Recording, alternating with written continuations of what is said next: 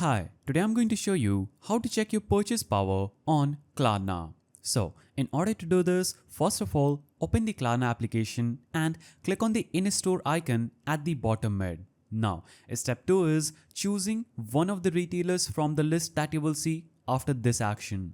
Now, you can select any as you are not going to be shopping, just choose any one of them, and at step 3, you'll have to create a digital card in Klarna. So, click on create digital card and it will instantly create a digital card for you. Later that, you can enter any amount just for checking. So, for example, enter $2,000 or $5,000 and it will show an error saying the maximum amount is this. For example, in our case, it says maximum amount is $1,000. So basically, put in any amount like 2000 or something higher, you will see an error message saying the maximum limit is this. My maximum limit is 1000. So I can't put in more than 1000. So that's the simple way through which you can do this. If you found this guide helpful, please don't forget to give it a thumbs up and thanks for watching.